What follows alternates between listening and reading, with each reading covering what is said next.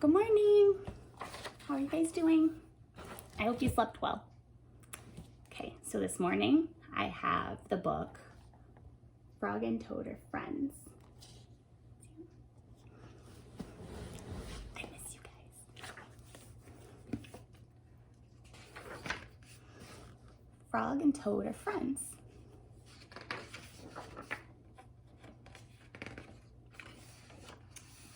Spring.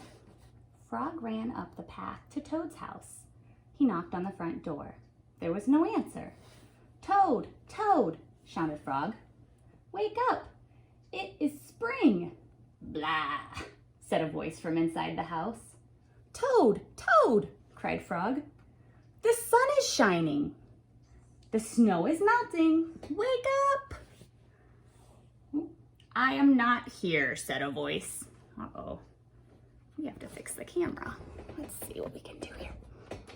I think that's better. Okay. Sorry about that. I'll show you the picture. "I'm not here," said the voice.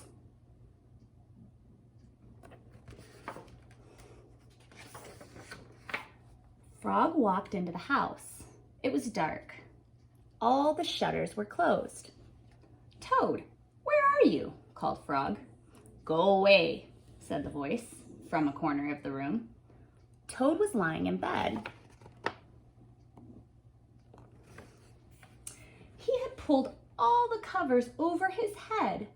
Frog pushed Toad out of bed. He pushed him out of the house and onto the front porch. Toad blinked in the bright sun. "Help," said Toad. "I cannot see anything."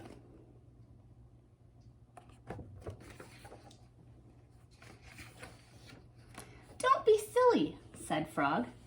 "What you see is the clear, warm light of April, and it means that we can begin a whole new year together, Toad." "Think of it," said Frog. "We will skip through the meadows and run through the woods and swim in the river. In the evenings, we will sit right here on this front porch and count the stars." "You can count them, Frog," said Toad. "I will be too tired. I'm going back to bed." It sounds like Toad doesn't like to wake up.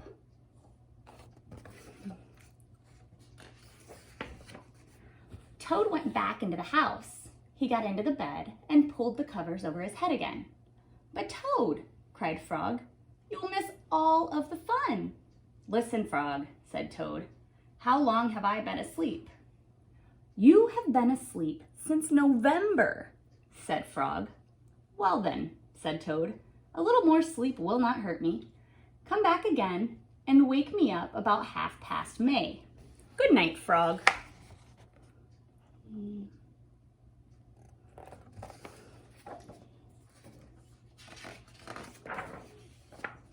"But Toad," said Frog, "I will be lonely until then."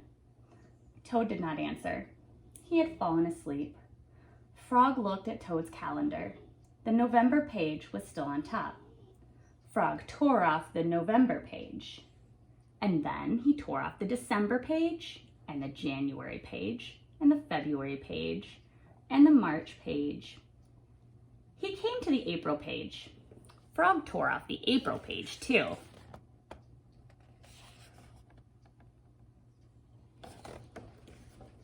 What a good friend. Then Frog ran into Toad's bed. "Toad, Toad, wake up. It's May now." "What?" said Toad. "Can it be May so soon?" "Yes," said Frog. "Look at your calendar." Toad looked at the calendar. The May page was on top. Oh, that was tricky, Frog. "Why is it May?" said Toad as he climbed out of bed. Then he and Frog ran outside to see how the world was looking in the spring. Oh, that tricky, tricky Frog.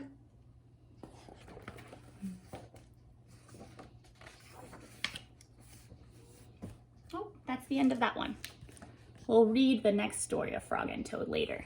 All right, I love you guys. Have a great day. I miss you. And I'll see you soon, okay? Mwah.